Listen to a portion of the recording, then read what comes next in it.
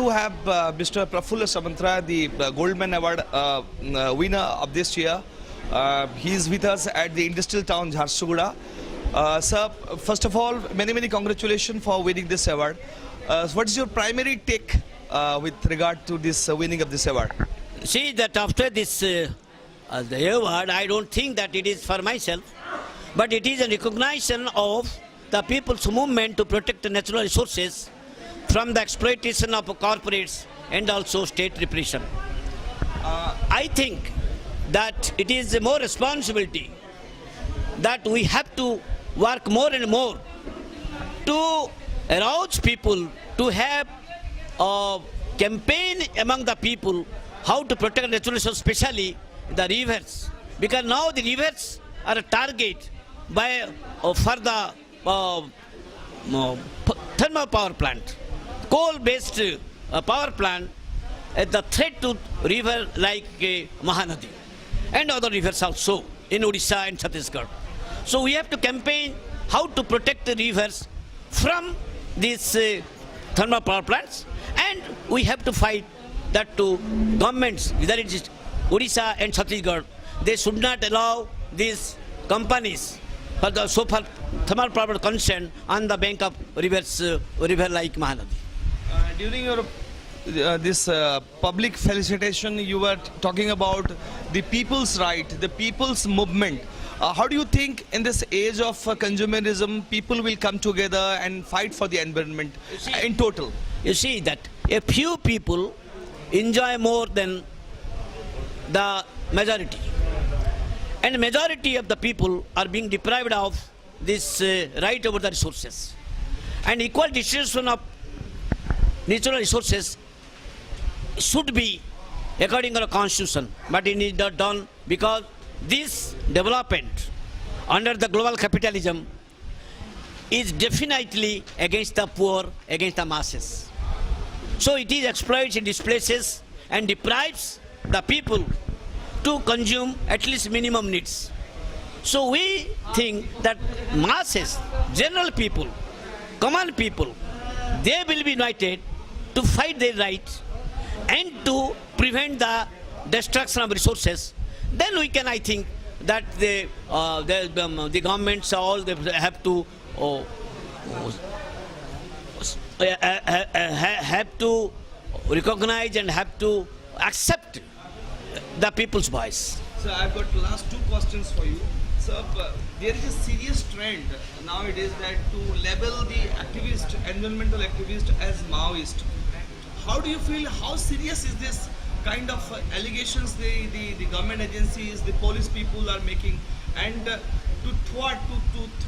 throttle this entire movement of environmental conservation is labeled as Maoist? How do you feel it is serious? Entirely in our country, mostly the democratic movements have been successful to create more awareness among the people to fight against this development, against the exploitation of corporates.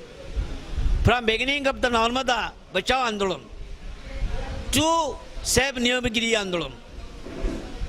So these are all the democratic movements. And the state knows it. The central government knows it. But it is a conspiracy that to crush the democratic movement, they brand this movement as front organization of Maoists, which is full of manufactured lies.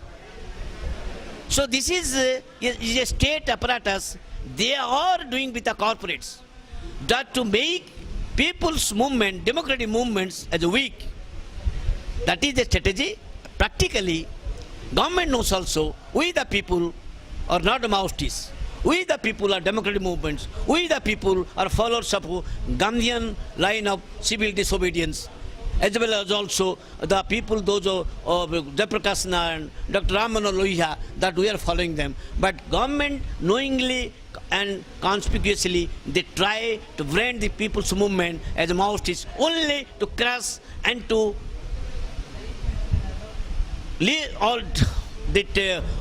use the military and police against the people. So finally, sir, you are at the Jharsuguda. we are having the smelter plant here, and the kind of agitation you laid in the for the Dongriya Con had virtually finalized with a grand success of your movement. The Nyamgiri hill is survived. The people's right has been restored there.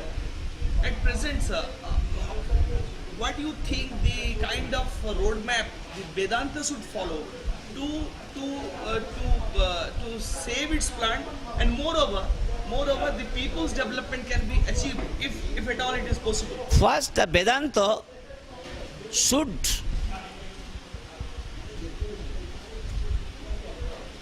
go back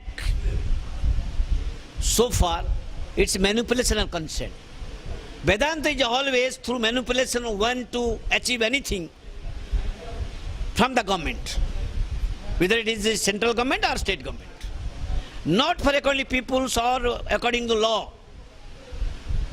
Vedanta has never followed the law, never respected the law of our land.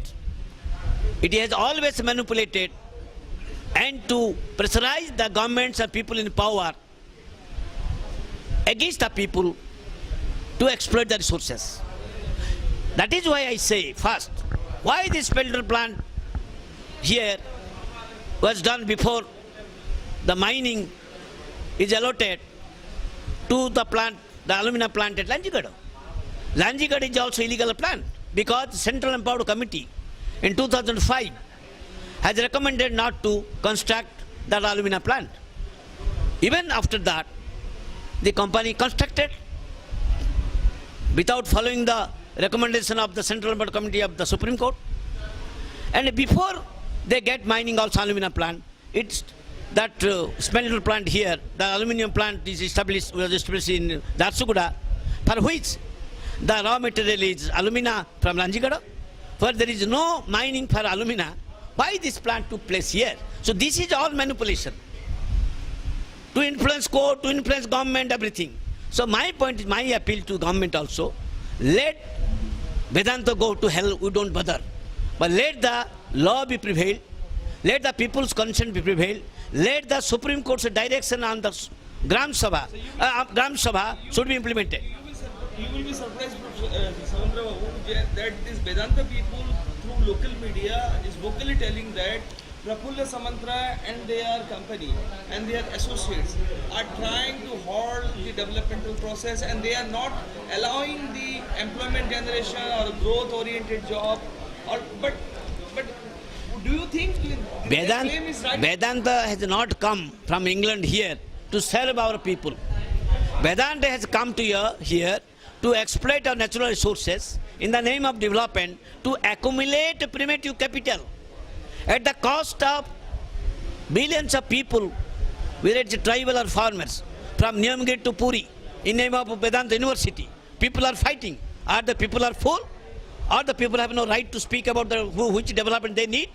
Vedanta is not, or Anil Agrawal is not authority to speak about what is the development for the people. And he has grown his empire in London, and entire money goes to London, not here. So the Anil Agrawal or the Vedanta company is not authority of the people to speak, and to speak what is the development or not. I am a citizen, I am a sincere citizen. I love my country, which I love my people. Without people, no country is there. People is first, then any company or somebody else. Lastly, sir, I met you in Delhi in 2011 at the Green Dialogue in India Habitat Center. There you had told me that the need for environmental journalism is always there. Do you think this present age of globalization, the climatic change that is happening all around, we need to have a more vibrant environmental journalism to follow? Definitely. You see, now entirely the world leadership, they admit that there is a crisis of climate change. Everybody needs, there must be some solution. But they do not want to build the kit. They do not want to reduce their consumption, reduce their industry and mining. But it is inevitable. So now the journalism has its very vital role. How to make more educate the people as well as also the people in power to speak the truth to speak the scientific facts about the climate change and also its solution. So it was Prafulla Samantara, one of the most noted environmentalists, talking to NFTV. I'm really thankful to you, sir. And there is a need for serious environmental journalism. And here we are going to say that green environment, save environment should be the slogan for the journalist and for the activists to follow. Amjad Badshah reporting with Amjad Badshah from Jharsuguda, Odisha.